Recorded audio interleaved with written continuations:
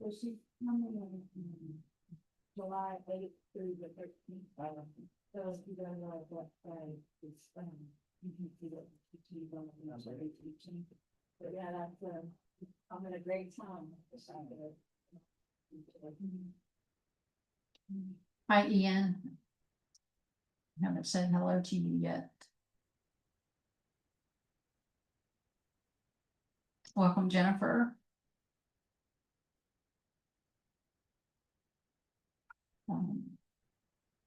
I think Don is in the building. Yes, yes, we have a visual on Don. Yay. So let's give him a minute to set up.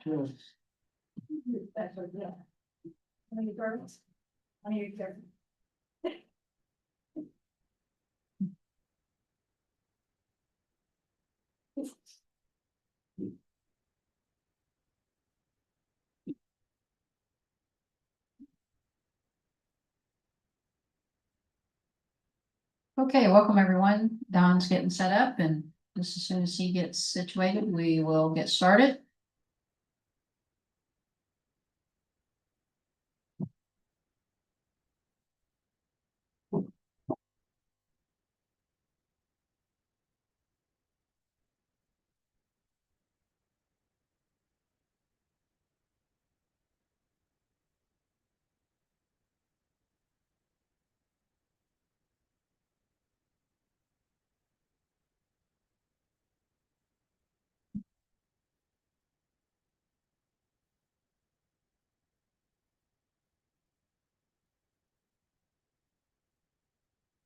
Say something.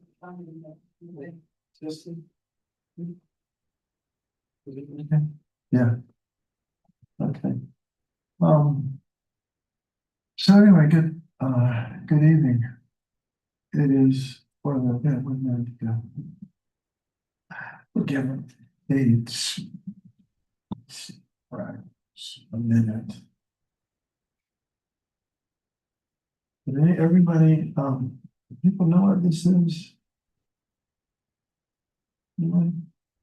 It's interesting. It's as long as it was relics. Some of them, anyway, not all, but anyway, this told his relics, so it's very kind of it seems superstitious, but there's a lot of Buddhists believe that things have in some way inherent power, like the stupa, just walking around the stupa, gives off a positive energy that benefits your mind.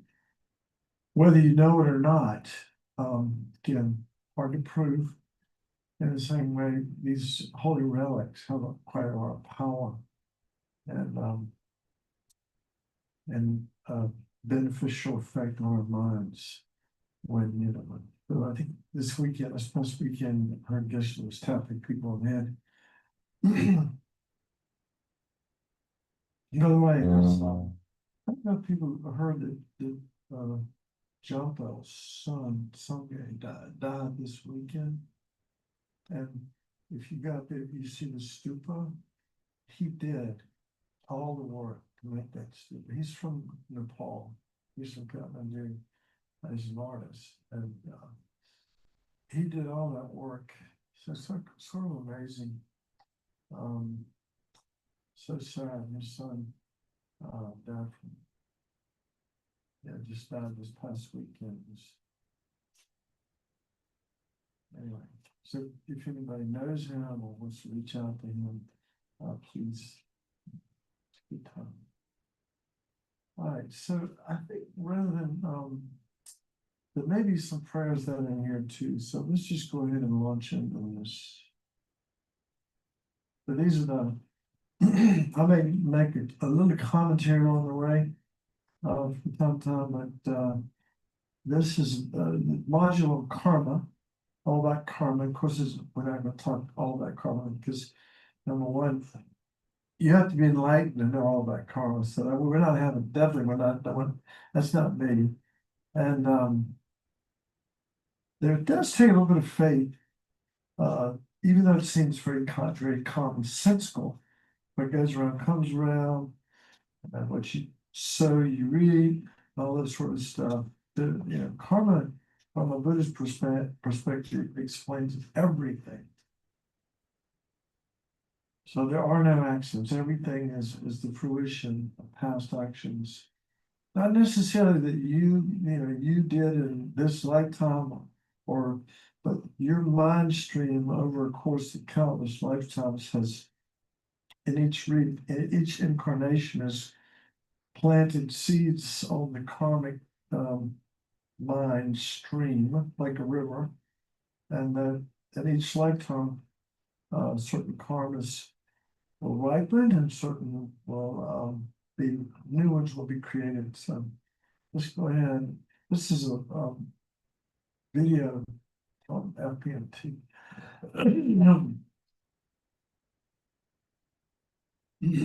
I hope.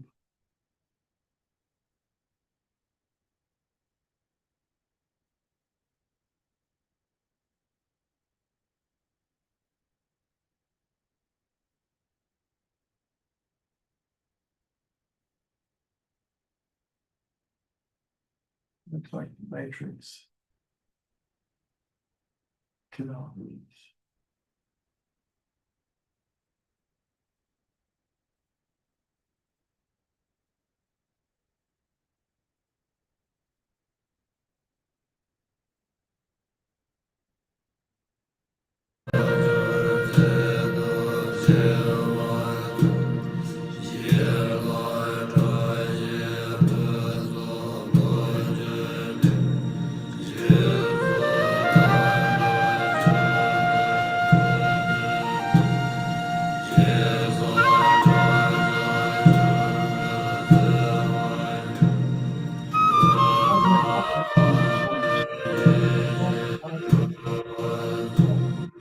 Dalai Lama said, of all the teachings he teaches,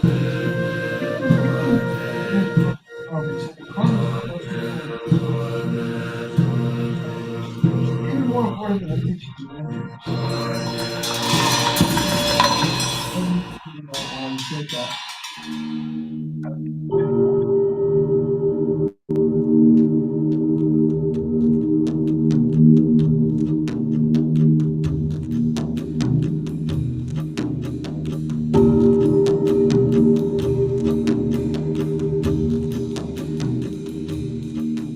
We all want to be happy. When you think your destiny is in the hands of God or everything happens randomly, then you feel you have no control. There is no chance to create your future. In Buddhism, the recognition of the law of cause and effect, also known as karma, is a fundamental key to understand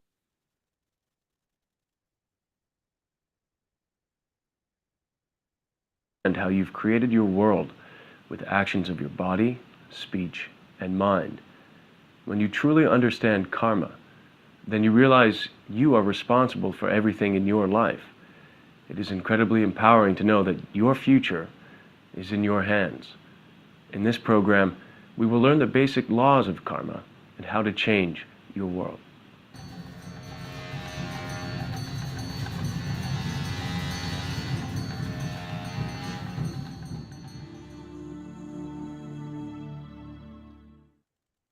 In this 6th program of our series, you'll learn about karma and the law of cause and effect.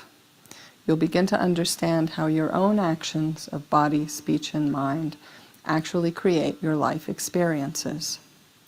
And what actually determines the nature of any action, positive or negative, is our underlying motivation.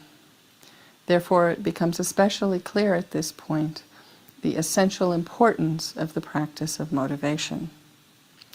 Therefore, before listening to these teachings, in order to plant the most powerful seed we can in our mind streams, for our own happiness and for the happiness of all other living beings, let us generate an especially strong motivation of bodhicitta, the highest intention possible, in order to be able to reach enlightenment as quickly as possible, to liberate other sentient beings from their sufferings, and bring them to the perfect happiness of enlightenment as well.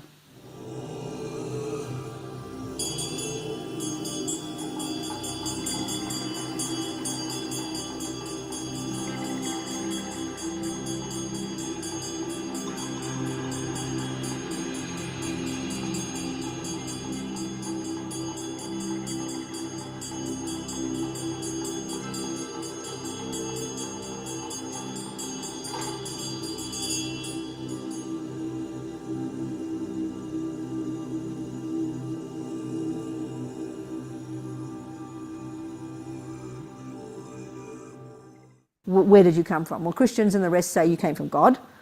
Western materialists say you came from mummy and daddy. Well, Buddha says you came from previous moments of your own consciousness, right?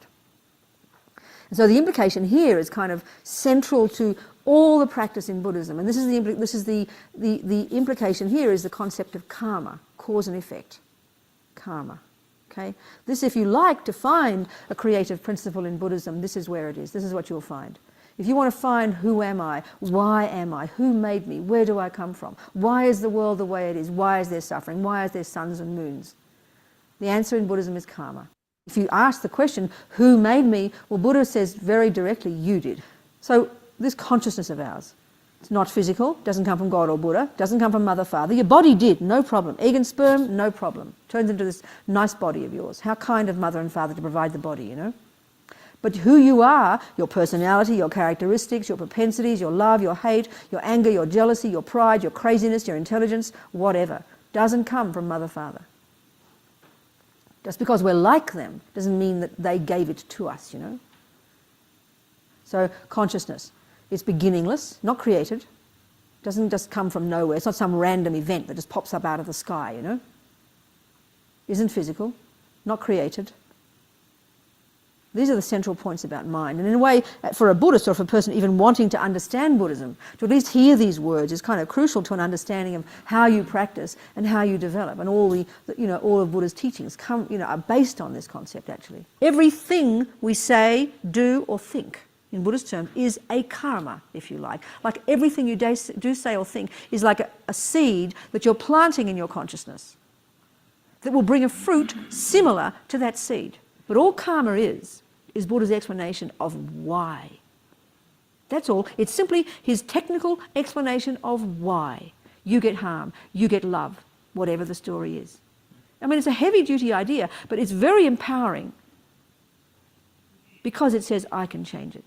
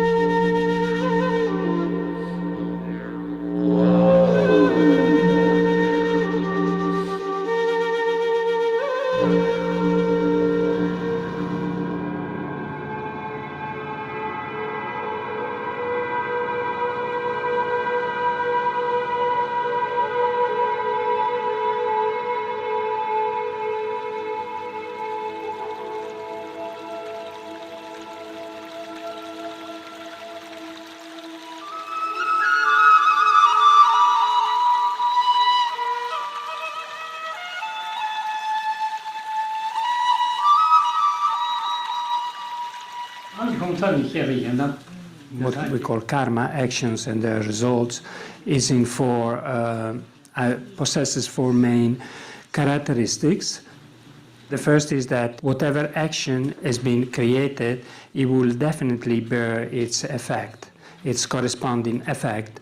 The second is that whatever action has been accumulated, its result will be experienced on an increased level. It means it increases and bears wider and larger results than the action itself. Then the karma, which is, or the action, an action which is not being created cannot be experienced, and whatever actions has been created is its effect will be experienced. It's not going to be lost. Therefore, this is why it is extremely important for us to do not let even a single day go by without purifying the negative karmas, the negative actions we have accumulated that day. And therefore, this is why I keep advising that before you're going to sleep every night, review the day. Check what you have done, recognize the negative actions, the positive actions you have accumulated, and rejoice on the virtues. So then you keep multiplying those virtues by rejoicing, and make a strong determination that again you're going to do like that also the next day, and so forth. And also recognize the negative actions that you have accumulated, apply the four opponent powers. In short, make sure that you attempt to purify those particular actions, negative actions accumulated that very day, to stop their multiplying force, their increasing force, and you generate a strong determination that you're not going to engage in those actions again in the next day. So this is a very important practice to be taken in your heart. In brief, what should be done all the time is to practice awareness of the three doors of the body, speech, and mind. When you are alone, practice awareness of the mind. What's going on in my mind right now? Is my mind going into virtues or non-virtues? And while recognizing that the mind is going into non-virtues, apply the opponents, the opponent powers to that particular non-virtues, and bring back the mind to virtues. And while you find yourself with others, you should mainly apply awareness in your speech. Actually, for those who want to be happy, even while experiencing great mental hardships, all they have to do is to place confidence in the karma. Then you know that sufferings comes as a result of previously accumulated actions. If I have accumulated these particular actions myself, nobody else is going to experience the result but myself. Therefore, by experiencing this particular result right now, I'm actually getting rid of a huge load of negative karma that I have accumulated in the past. And that itself serves to clear completely the mind from any hardships, even at time of incredible difficulties.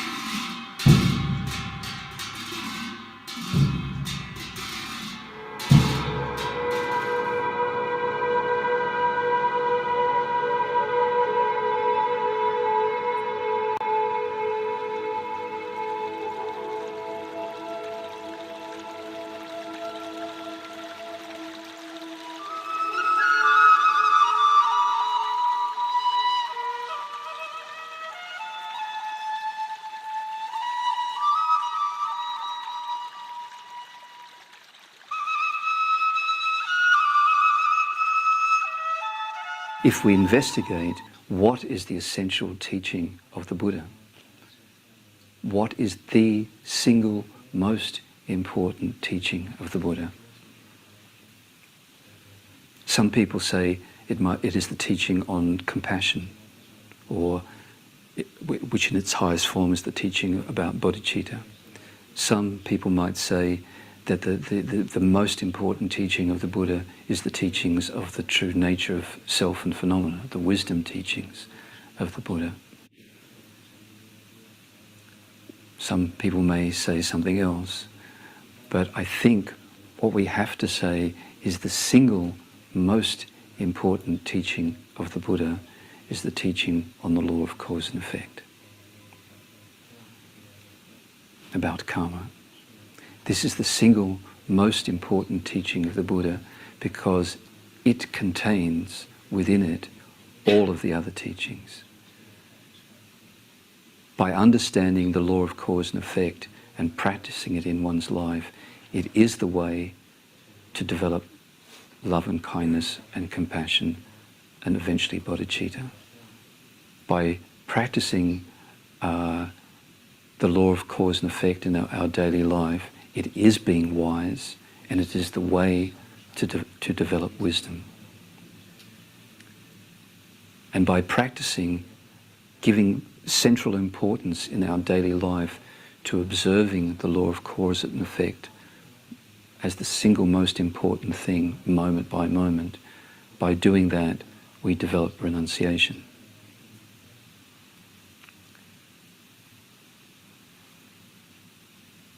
There is the chance for some momentary happiness. We are very attached to momentary happiness, but then we remember the teaching on the law of cause and effect, and we remember that if I do something to get this momentary happiness, maybe I have to lie to get it, maybe I have to steal to get it, or do something. Certainly I at least have to follow my attachment. I have to follow my desire, and therefore I create negative karma.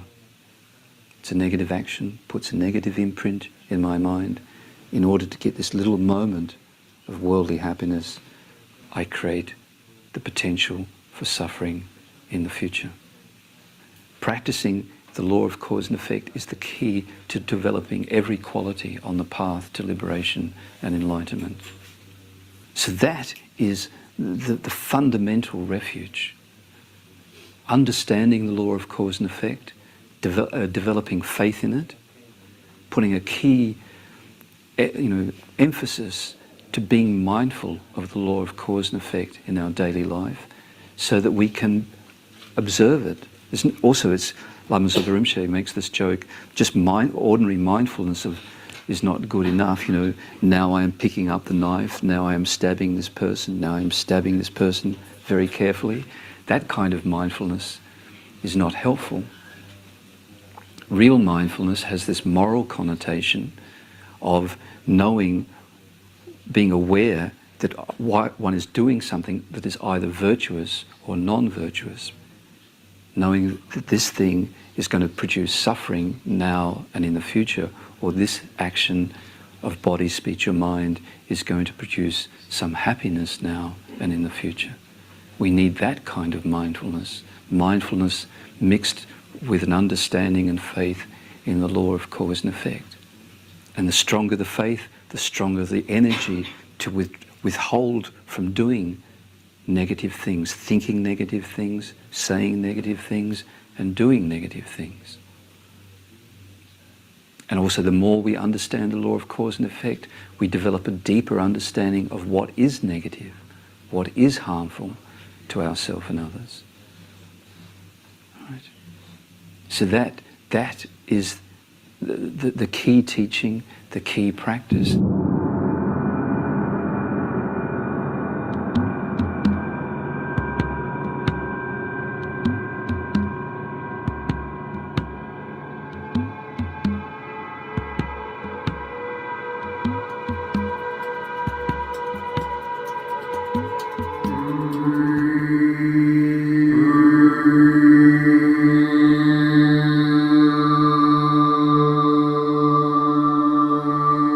I was working in Washington, D.C. in politics in a very fast-paced environment. When you're in Washington, D.C., part of your work and in politics is people lie, and that's part of your business, is to lie. In fact, you are encouraged to lie, and you're rewarded for lying. And bosses will come up to you after you've lied to somebody, a client or a customer or someone, and said, "That was great. It was great how you did that deal. Fantastic. You got $5,000 from them, and great." And so we would tell lies all the time, and I never thought there was any problem. I thought that was how I was supposed to be. So then, in my late 20s, when I came in contact with the Buddhist teachings in Nepal, and I heard the teachings on karma, and these teachings were hard to listen to. I mean, they were teachings that, if you lie, then you're going to create the cause for no one to ever believe you in the future. And if you steal, you will create a result that people will steal from you, and you will lose valuable things that you value. And there were all these teachings that, if I did these bad things, then bad things were going to happen to me. And when you get angry at somebody, you're creating the cause for someone to get angry at you and yell at you. And I didn't like to get yelled at. I don't think anybody did.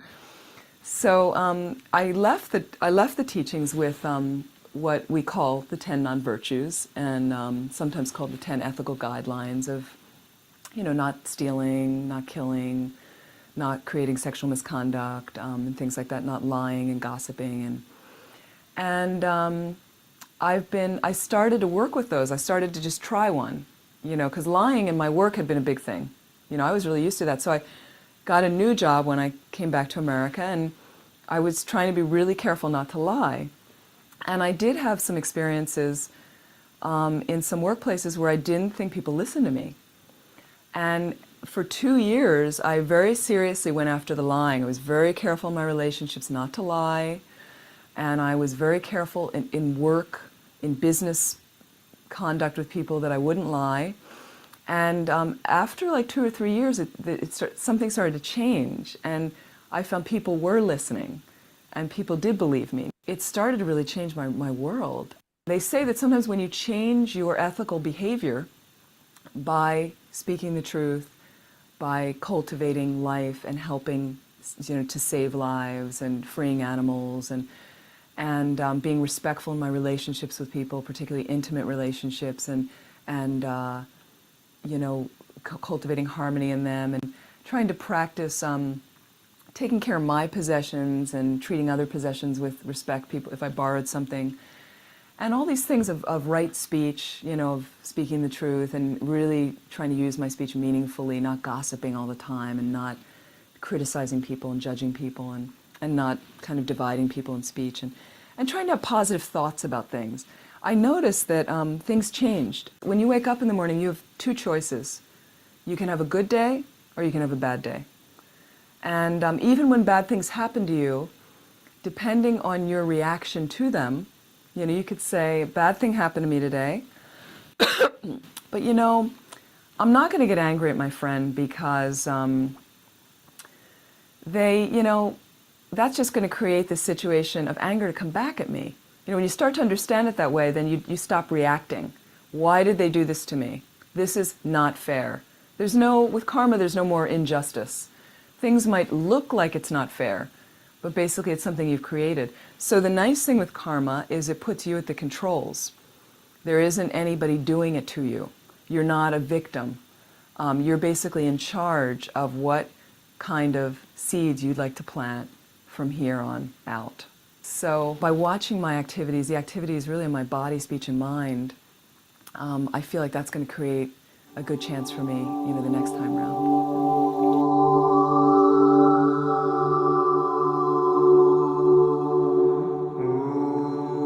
For me, the Buddha's instructions were similar to that of a business plan. If your forecast, if your plan, doesn't have a proper foundation, then all your forecasting is going to go off.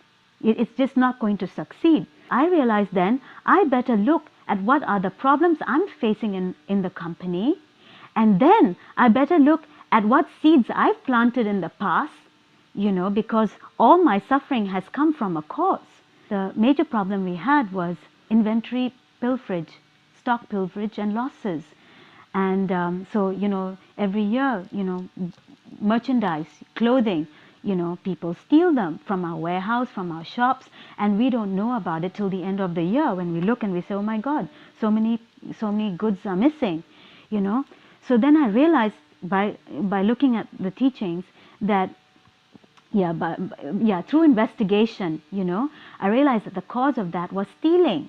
Now you say, now how does stealing have to do with losing inventory? But then stealing can mean many things also, and I realized that sometimes our company did not pay on time, So by delaying payment could be considered also stealing. So when I realized that, I said to myself, this must change. So we had to renegotiate with our suppliers to get longer credit terms and then honor those due dates that we said we would meet. You see?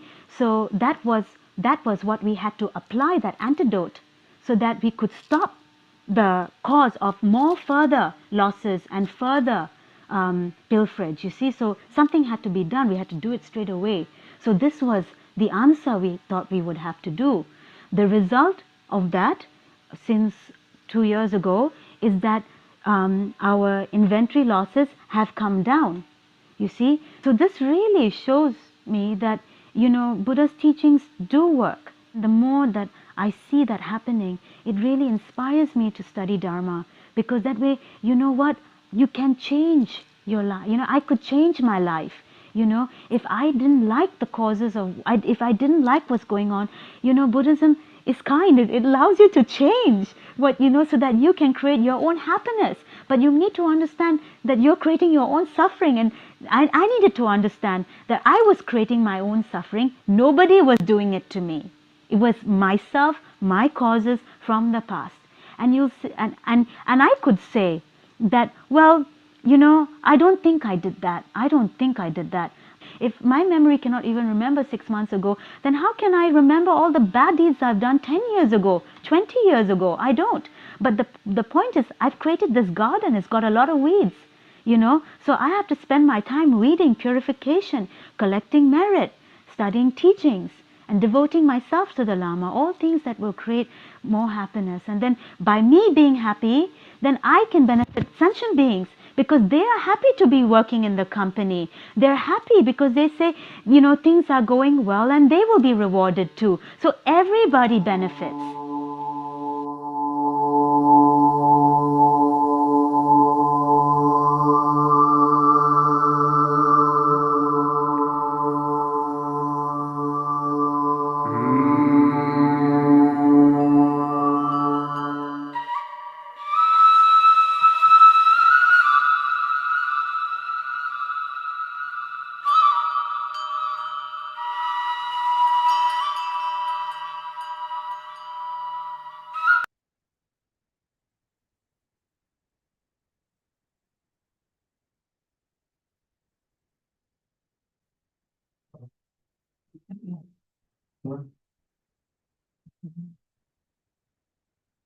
Well, really, there's nothing else to say.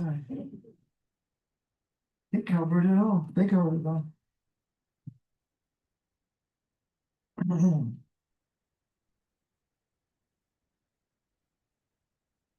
Actually, they did cover it all. We'll just get back up and review it again and again. Let's do so we do the refuge and budget prayers, and you can show them up there.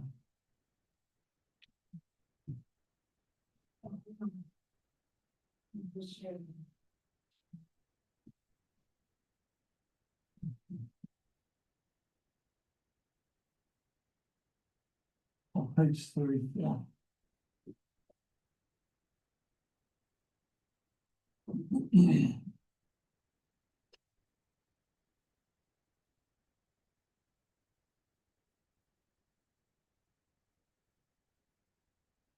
So, again, I explain this. There's a lot of repetition in classes and. I'll tell you just a quick story. This is interesting. I was in Bodh Gaya one time, and Dalai Lama was giving teachings at the Bodhi tree. So, so he's there sitting on a big throne, and all these really great lamas teachers. Some of them were his teachers actually. Were sitting there, and he was giving his teachers a teaching on the same thing that they taught him.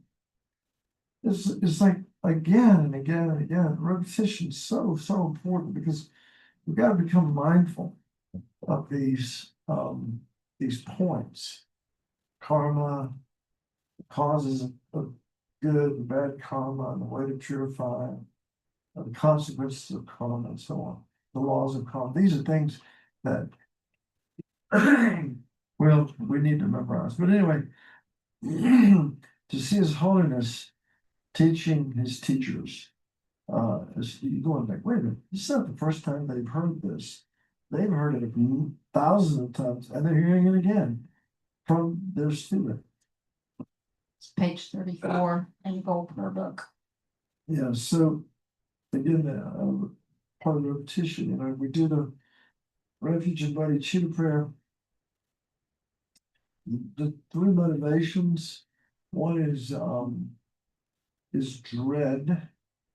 Some people say fear of the lower realms, but that doesn't resonate with most people. So it's just, I think it is dread of the consequences of the living our lives with the mind that's really out of control, and the negativity that gets thrown off by that mind, and the suffering that we create for ourselves with this kind of uncontrolled mind. So that's some sort of dread of having that kind of mind, and then confidence of the Buddhas, the Dharma, and the Sangha. Well, that's not going to happen unless we've been practicing, unless we actually have done the practice and tasted the benefits. Then you can have confidence. So I wouldn't expect new students to have confidence, but we can say the words. We can aspire to have confidence. And when we do, hopefully, experience positive consequences of our contact with the enlightened beings, their realizations in the spiritual community, the Buddha Dharma Sangha, we develop confidence. And then last is compassion. We're doing this refuge bodhicitta prayer also motivated out of passion, not only for ourselves, but for universal living beings. So that's the motivation. That's something that we should think about, like just a moment, the dread, the faith, the confidence, and the teachings, Buddha Dharma and Sangha, and then compassion. Think about it. Just reflect really quickly before we say these prayers. And then the first two lines distinguish someone who's a Buddhist versus a non-Buddhist. And the second two lines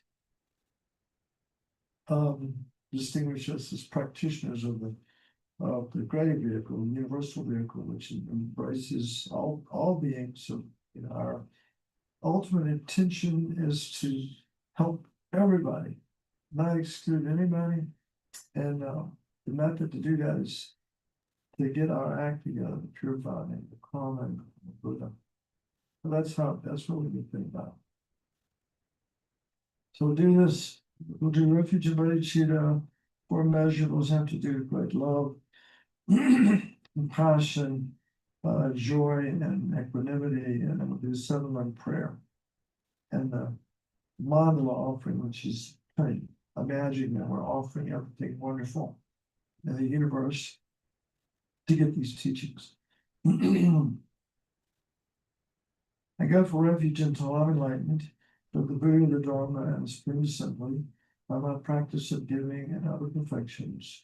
May I become a Buddha to benefit all sentient beings. I go for refuge until I'm enlightened, for the Buddha, the Dharma, and the Supreme Assembly, by my practice of giving and other perfections. May I become a Buddha to benefit all sentient beings. Go for refugees on the island. For the root of the dominance means simply, and my practice of giving and our perfections now become ability to benefit all sentient beings. May all sentient beings have happiness and the causes of happiness. May all sentient beings be free from suffering and the causes of suffering. May all sentient beings be inseparable from the happiness that is free from suffering. And may all sentient beings abide in equanimity, free from attachment for friends and hatred for enemies. Reverently, I prostrate with my body, speech, and mind, using clouds of every type of offering and imagined. I declare all my negative actions accumulated since the beginning of time, and rejoice in the merit of all holy and ordinary beings. Please remain until the end of psychic existence and turn the will of Dharma living beings. I dedicate my own merits to those of all others to the enlightenment. Just imagine that we're offering a universe of everything that's wonderful to be able to receive these teachings. This ground anointed with perfume, strewn with flowers, adorned with Mount Meru, for contents, the sun and the moon. I imagine this is a Buddha film offered. May all living beings enjoy this pure land. Even Buddha, not like company that they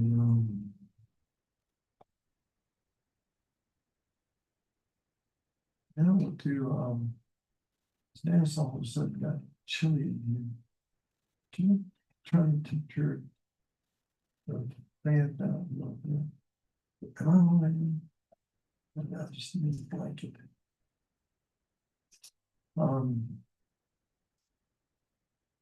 We're doing brief meditation. Get things started.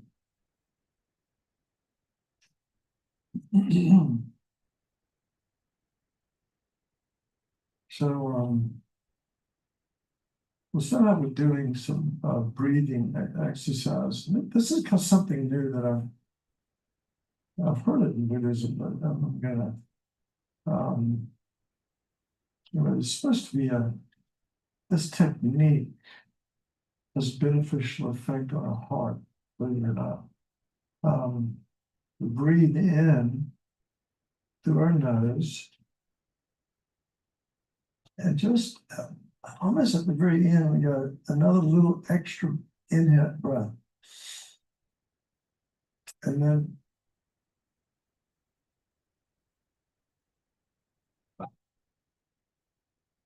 a prolonged exhalation through the pursed lips, like that.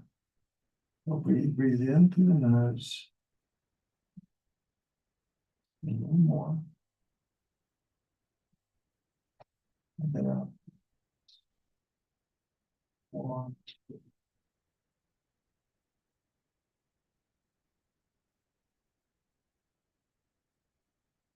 Do it a couple of 3 or 4 more times, just for those of you who are interested. This actually activates the vagus nerve, which slows the heart rate down and relaxes the body. Neurologists have actually proved on this. So it's kind of cool. Let's try this several times.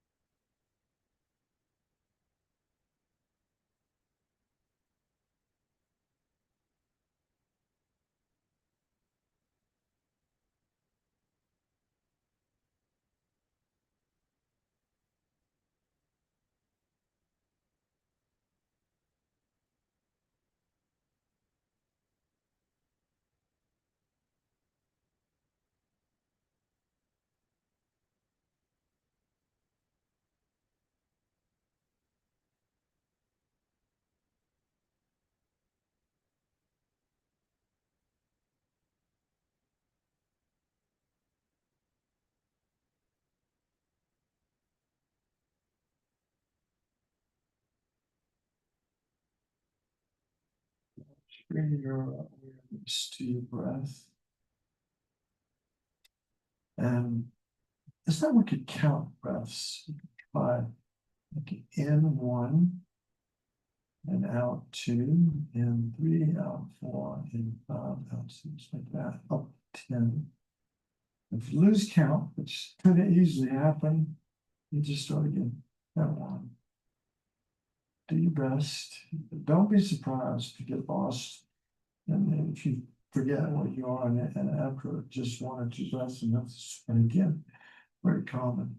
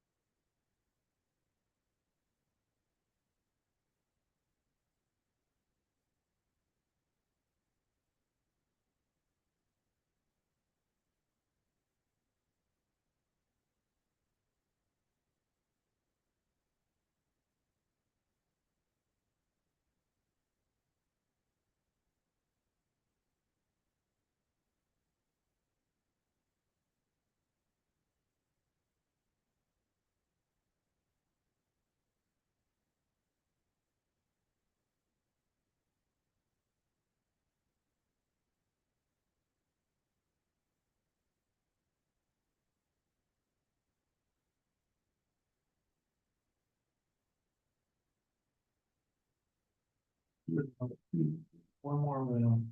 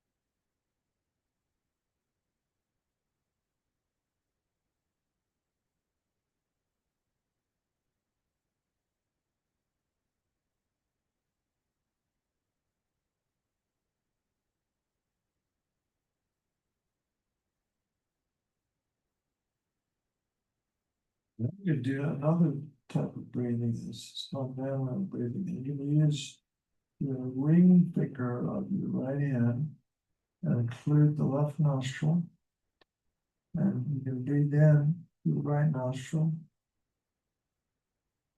And you include the right nostril and breathe out the left nostril. And you do that 3 times. And then we'll do the reverse. We'll breathe in left nostril, including the right one. You can include the left and breathe out. And do that 3 times. And then we'll breathe in both nostrils and out both nostrils 3 times. This is the famous round around breathing. Trying to balance psychic energy and settle the mind. It's not always a good practice to do. So do this. Start out, including the left nostril, breathing in the right. Including the right nostril and out the left. And so on.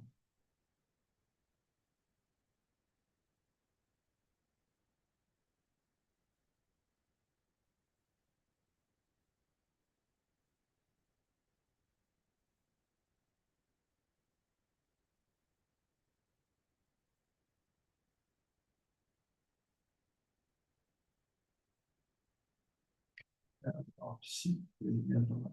Okay.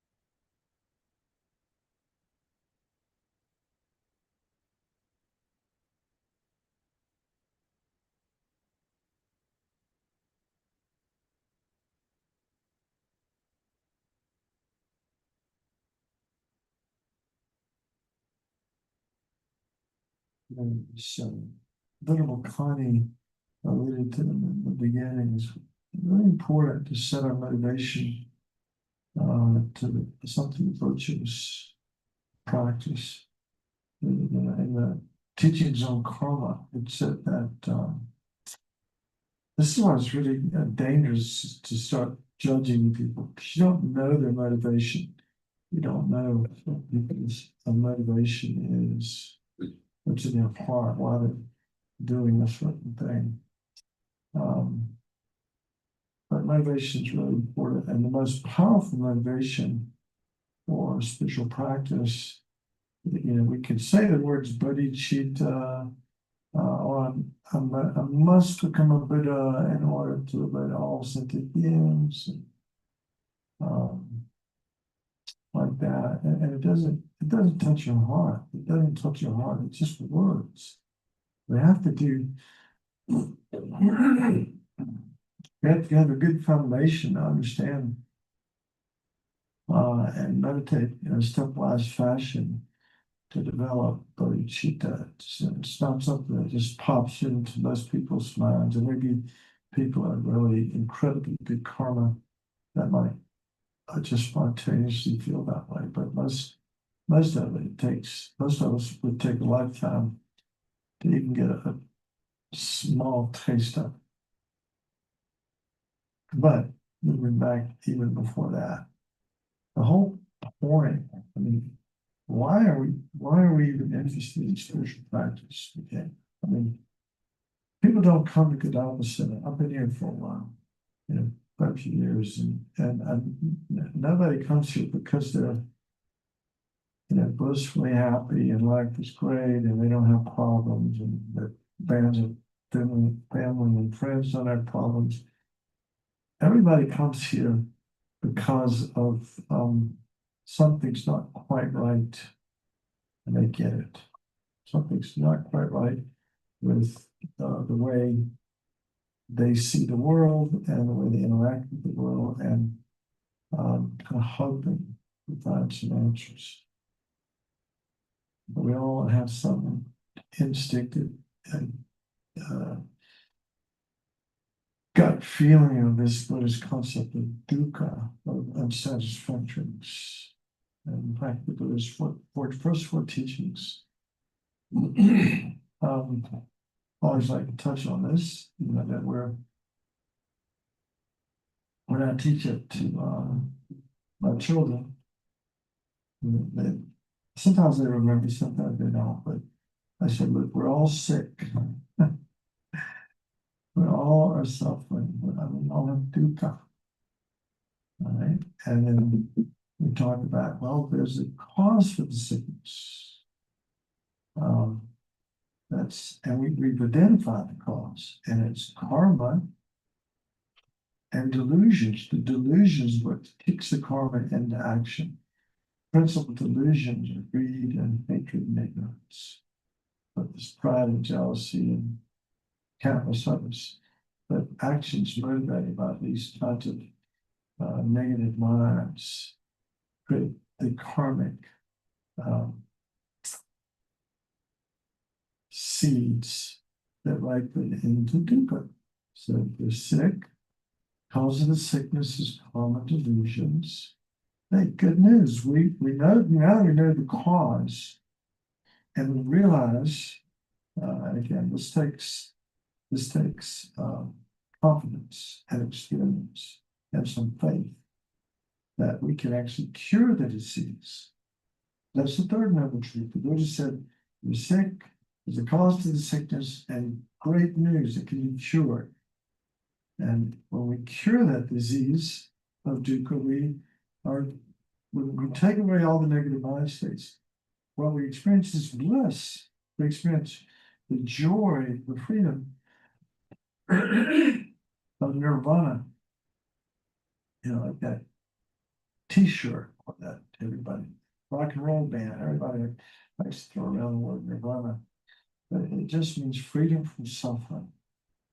And the Buddha, and maybe Buddha was the only one that actually ever claimed that it's possible to be completely, totally free from suffering in this lifetime. And then the fourth truth was, hey, here's the medicine.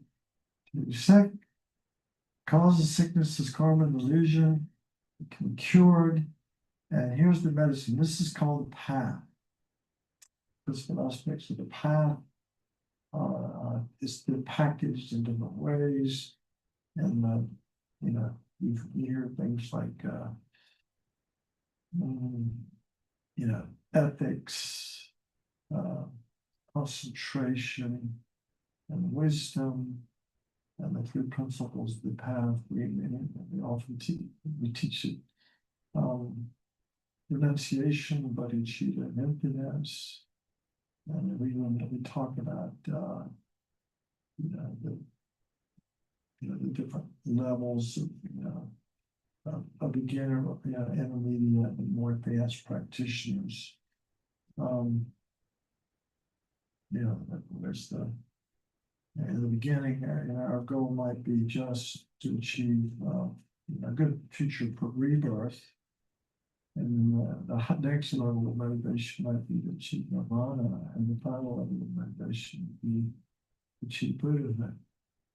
That's another way it's packaged. And within the Mahayana, there's also the Vajrayana, more esoteric teachings, designed to work with the psychic winds and channels to open up, actually to free us. And so it said that only through the practice of Vajrayana, is possible to get enlightened. So those are the things that we need to, these are things that we hear over and over again, and things that we need to be aware of. So getting back to the first one that I mentioned, renunciation is in the teaching on the three principles of the path. They talk about how to develop renunciation.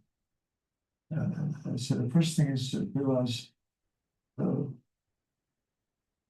preciousness of this life, how incredibly precious opportunity is that we're free from being born in a country or place, for example, where we can practice the Dharma. We're free from having imperfect senses, like being deaf and blind and not being able to see or read the teachings or hear them. Or having some mental disability where we couldn't actually understand the teachings. We're free from being basically closed-minded, like heretical, not having any interest at all in the teachings. This is a bunch of gobbledygook, a bunch of just silly, doesn't. Yeah, it's for those religious fanatics, the Dharma bums, as we call ourselves sometimes. So we're free from a lot of obstacles, free from bad health, free from rebirth and joyous states and so on.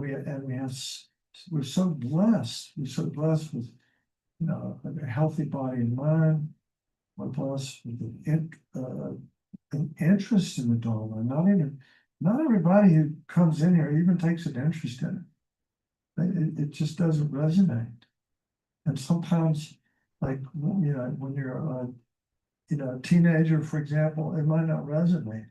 But when you're in your late 20s or so, all of a sudden you realize, hey, wait a minute, that stuff made a lot of sense. So it may take time.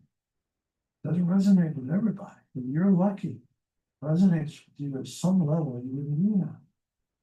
And we live at a time when the Buddhist teachings are available, and there are living exemplars of teachings, and it's been handed down to us in our unbroken lineage from the time of the Buddha, and we have the leisure and fortune to be able to practice it and actually place the imprints on our mind stream.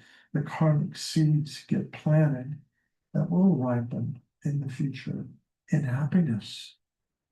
That's a guarantee. If it's a virtuous seed, will always ripen in happiness. In Buddhism, we just define virtue that way. How do you know something was virtuous? The result was happiness, or will be happiness.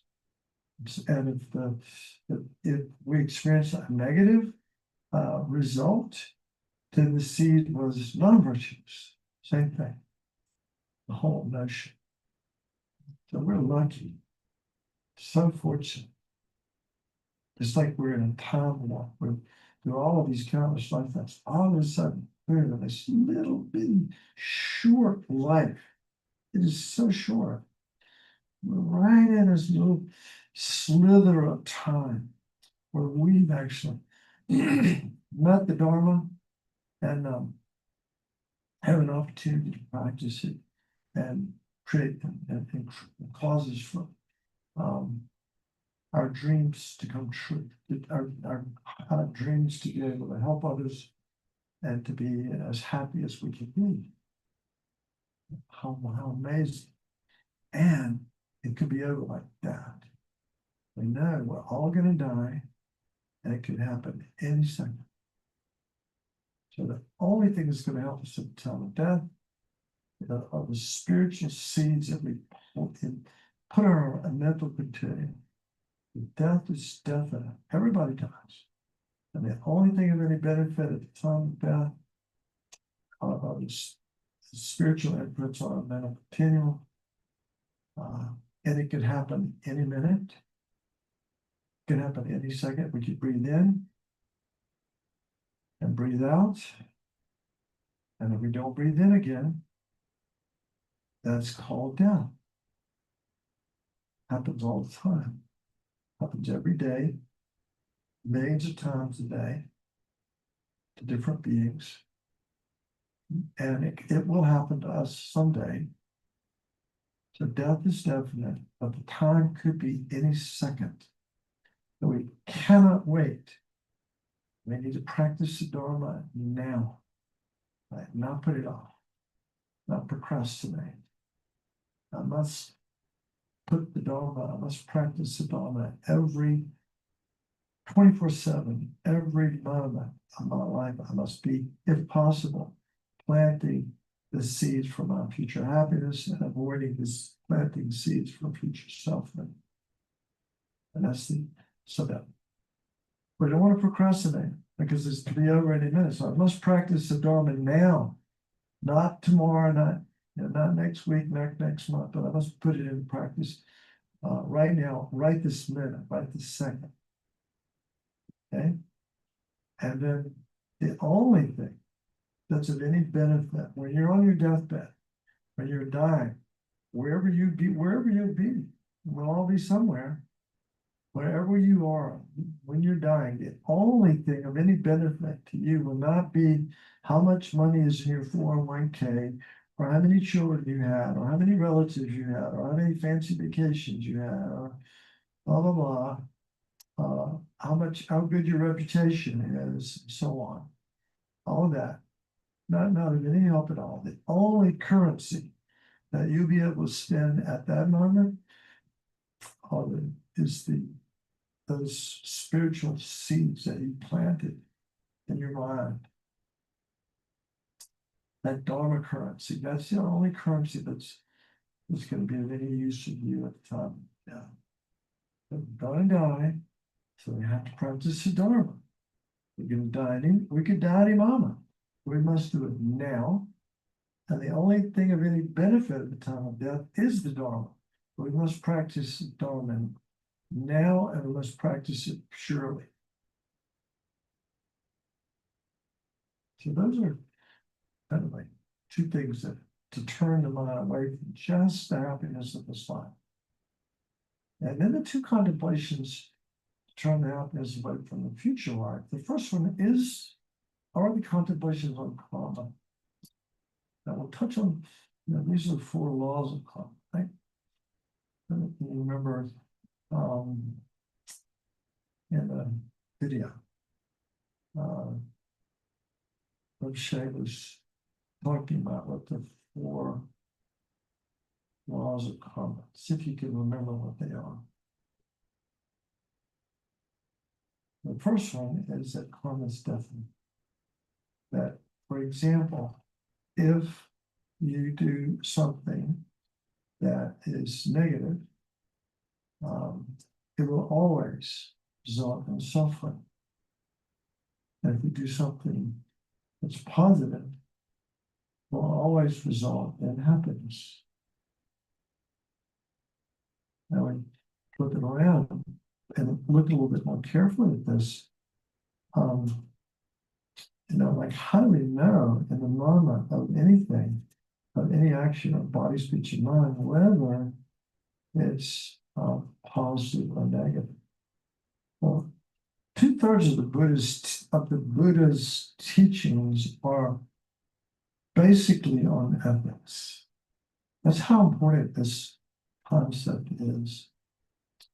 And one of the ways that we define virtue in Buddhism is looking at the result, because right now I can't know for sure that what I'm doing by this minute is virtuous, because if my motivation was like to look good or whatever, was something negative, then that would have a very powerful negative effect on no matter what the action looked like. So we look at, the way we define virtue is we look at is the long-term consequence of this certain action happiness? If it is, then that action is virtuous. If the long-term consequence of an action is suffering or dukkha, then that action is non-virtuous. So you go, okay, so now, what do I do with that? And so here's another, this is really important. This is why it's so important to develop mindfulness. Mindfulness of every moment, like they say there's 64 mind moments in the finger snap. Maybe 60, but anyway, it's in the 60s. Mind moments like that. And in every mind moment, we're creating karma, we're planting karmic seeds. So, we need to be able to,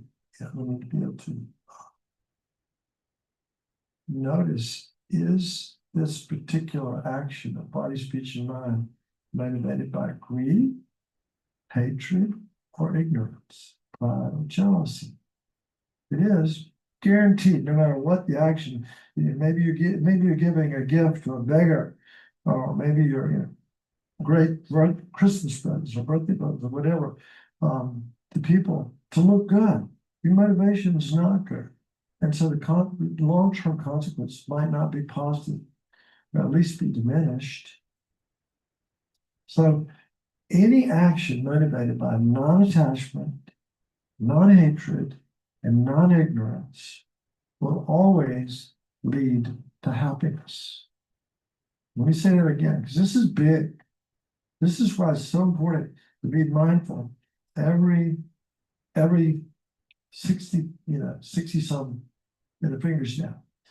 To be mindful, is this action that I'm doing of body, speech, or mind motivated by non-hatred, non-attachment, non-ignorance? If it is, it will always lead to happiness. That's what we want. So if you plant an apple seed, you're not going to get a banana tree, right? You're going to get a banana. If you plant the seeds for happiness, you'll get happiness. If we plant the seeds for suffering, we'll get suffering. Who's responsible for the seeds?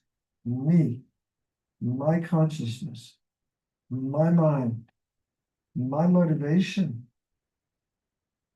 At the moment, the actions performed. So important. That's first law of karma. Like, positive actions always lead to happiness, negative actions always lead to suffering. And if we don't like suffering, we stop creating negative actions. If we want happiness, we start creating positive actions. And you remember the 10 non-virtuous actions, things to be avoided, the 3 of mind, that they're progressively, that they start out the heaviest, they're all important, but the 3 of mind, 4 of body, there's 3 of mind, 4 of speech, 3 of body. So 3 of mind are killing. You can see how that'd be the heaviest negative karma, right? Stealing, taking what's not freely offered, sexual misconduct, right? That one.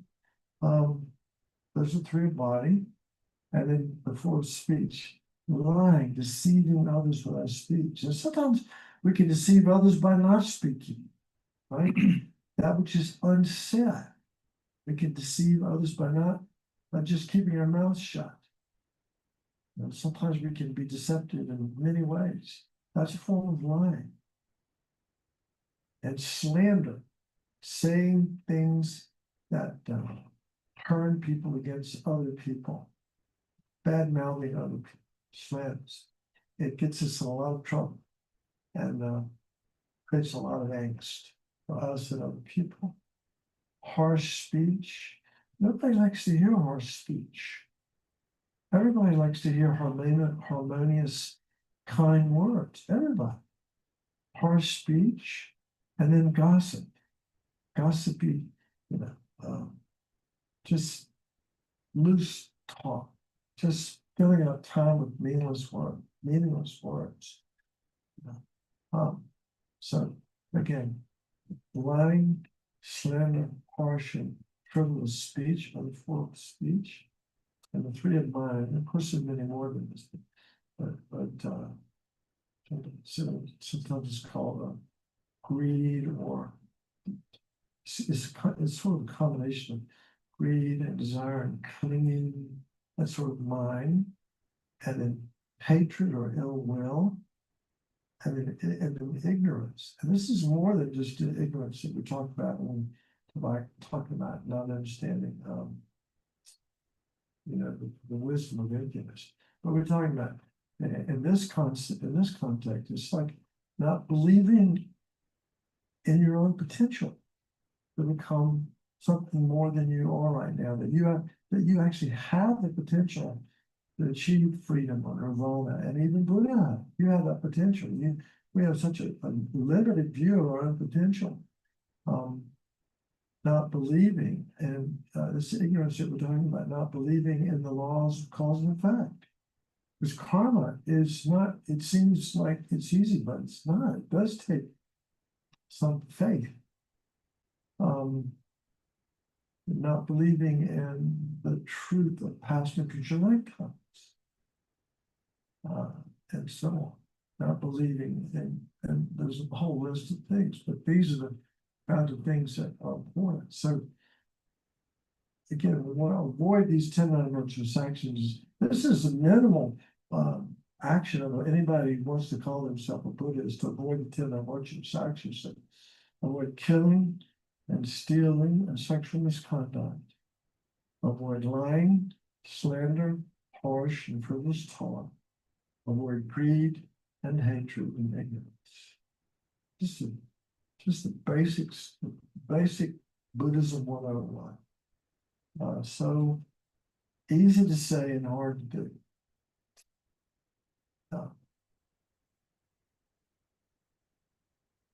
So that's, in the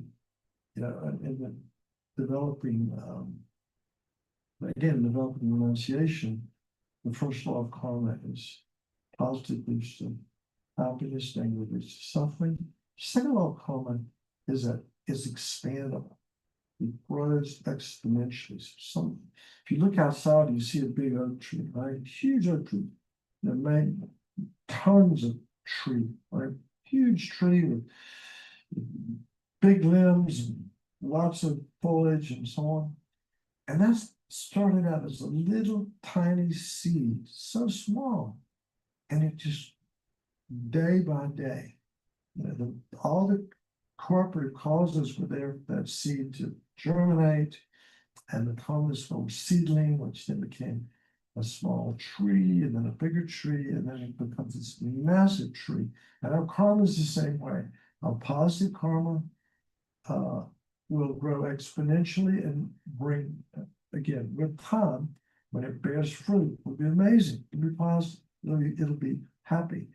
The negative karma will result inevitably in suffering, and it grows exponentially. This is why Ruben Rinpoche was saying it's so important to review your actions at the end of the day and notice where we've done things that have been non-virtuous and clean the slate, because these karmic seeds are growing so fast that develop regret. The 4 powers and talk about again and again in this class. Regret, develop regret, and then try to purify those negative karma as quick as possible. Then the third law, karma, is that if you experience something, you created the causes for it. You cannot experience anything that you did not create the causes for. This is probably the one that's the hardest for us to hear. Because we go, well, I didn't do anything to deserve that, or she didn't deserve anything, she didn't do anything to deserve that, or he didn't, and so on. But this is the Buddhist view of how really why everything is the way it is. Everything is the fruition of a karmic seed that's been planted, if not in this lifetime, in a former lifetime. We cannot experience everything that we experience is the fruit of a former action. And I say not, and I want to make it clear, it's not you, the personality you, or the person that you identify now, but you have a mind, you have a mental continuum that's been going on from beginningless time until now. And has been incarnated many, many, many times, and in every lifetime, seeds are planted and seeds are expended. And so, and it's just one of those things where it's very helpful to take it on faith that I am accountable for my life. I am accountable, 100% accountable for everything that's good and everything that's bad. And this keeps us from being victims, but it also is very powerful because it puts the power in our hands. It's like, wait a minute, if I'm accountable, then I can create the causes. If I want to be happy, I know exactly what to do. I need to practice virtue and avoid non-virtue and purify the negative karma. So this is why it's a creative force. It's so powerful, so interesting and helpful to have some faith in karma, particularly this notion that everything that we experience is the fruit of our actions. There are no accidents. And from this perspective, again, you wouldn't give this teaching to somebody unless they were ready. It has to be. It can be a little tricky because some people clearly have been, in a conventional sense, been victimized. Like if somebody gets raped and all they're doing is walking down the street, you go, well, that's just your karma. You'd never say that. That would be cruel. But that's a Buddhist view, a way of looking at things that is very powerful. And I invite you to take a look at it and see if it's helpful for your mind. And then the last point in karma is that it's never lost. The seeds of karma are never lost. Eventually, they will bear fruit. Now, there are a couple of caveats. But this is why it's so important. Take it and again, this sort of ties in with the current, being expandable and growing exponentially. Like every moment, karma is ripening to create our experience of life. And all the karma that we've ever created will eventually ripen.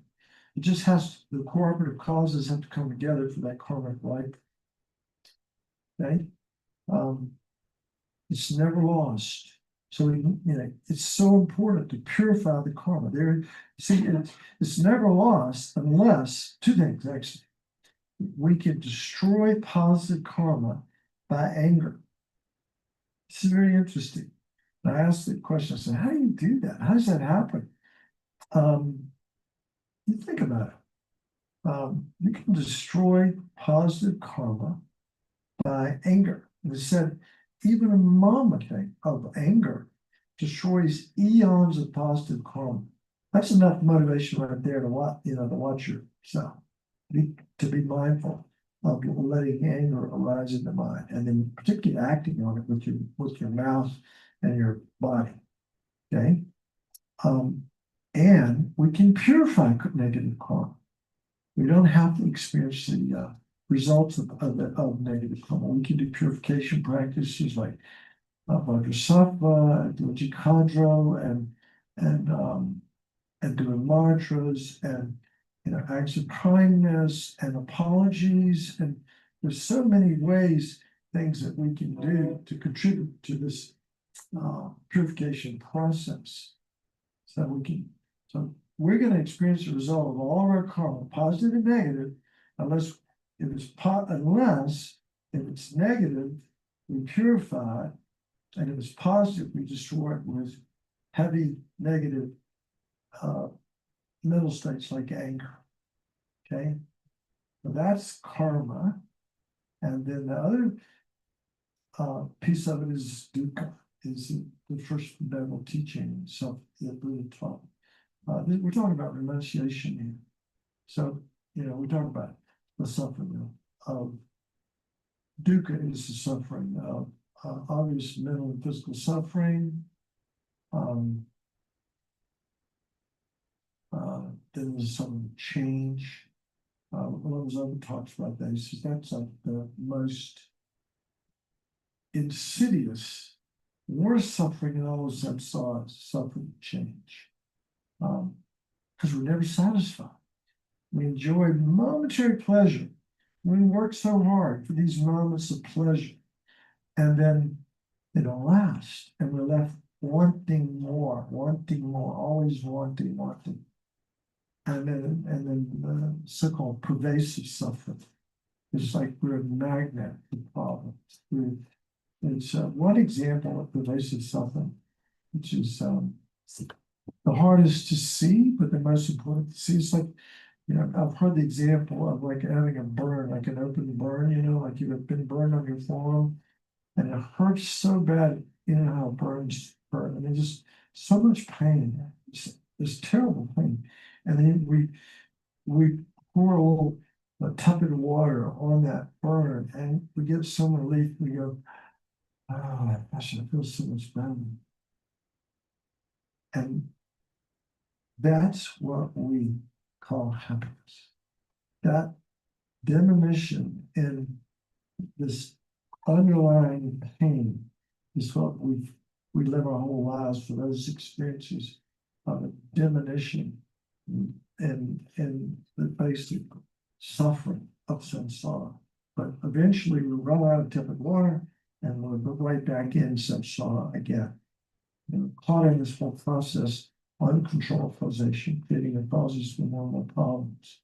And it would be terrible if this was all that the Buddha had to say. But the Buddha said, no, we can get out of this.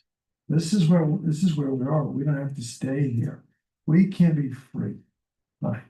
And the first two we talked about, the precious human rebirth and death and impermanence. That turns the mind away from the happiness of just this.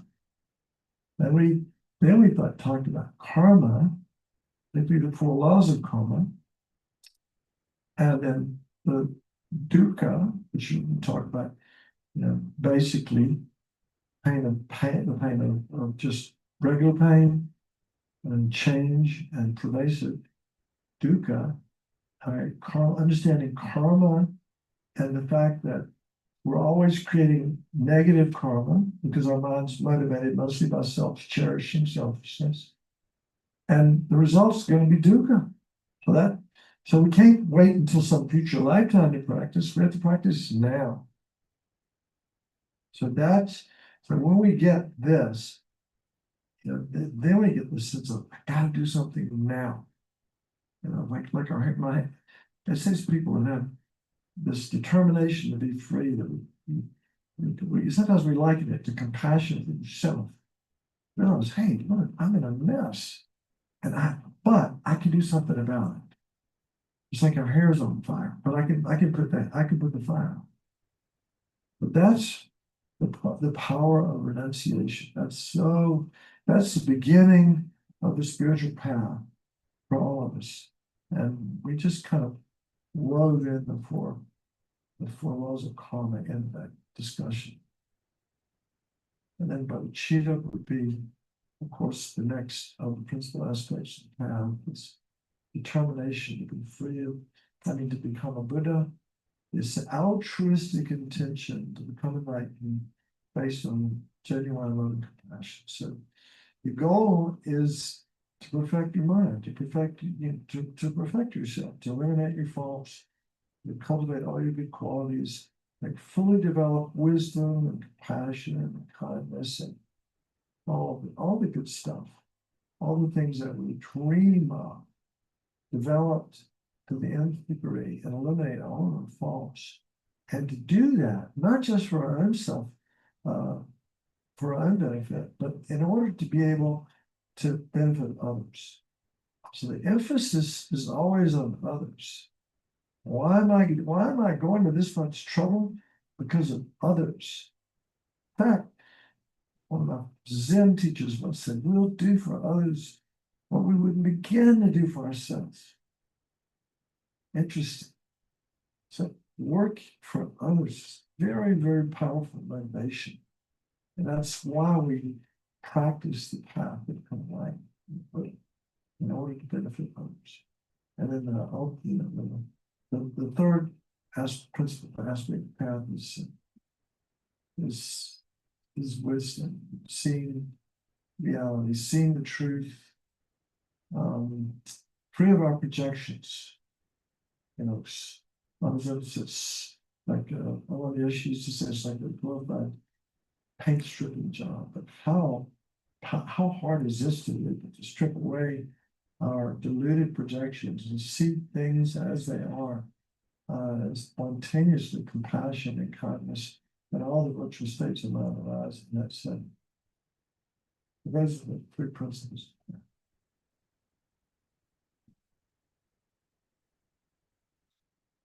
Let's let this set in a couple of minutes.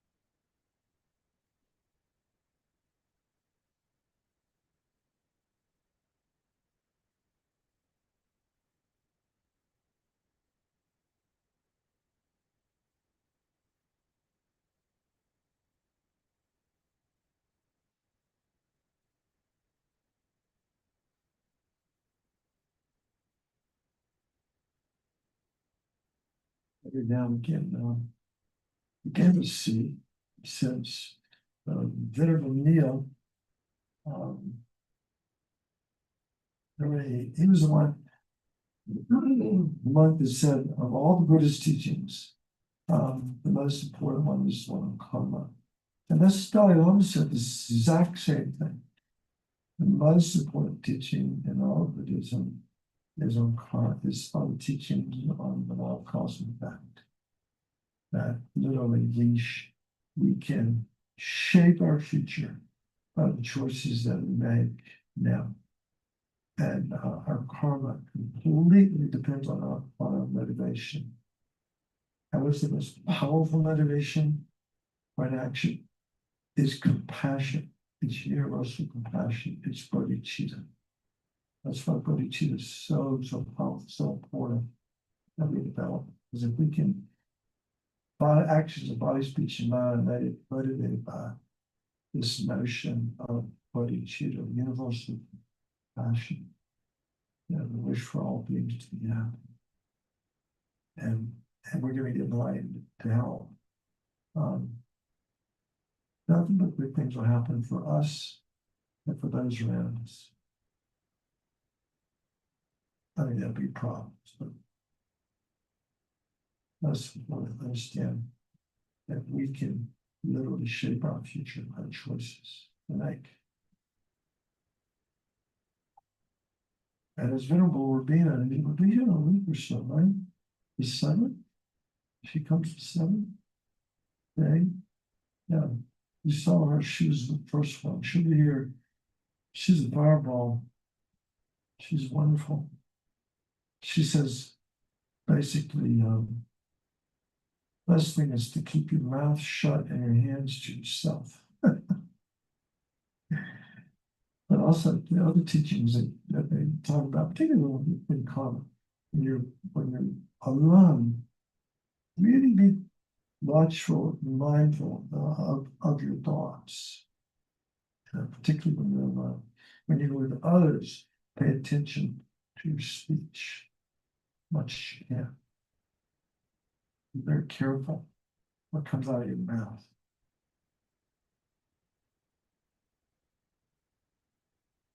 So I've given no time for question answers as I've planned. Just kidding. Let's do the dedication prayers. What page are they on?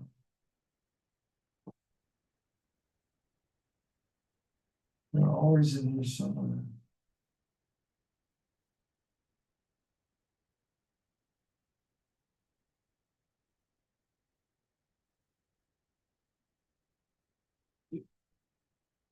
Yeah, that's a good one. Let's do that. 32. Should I do that?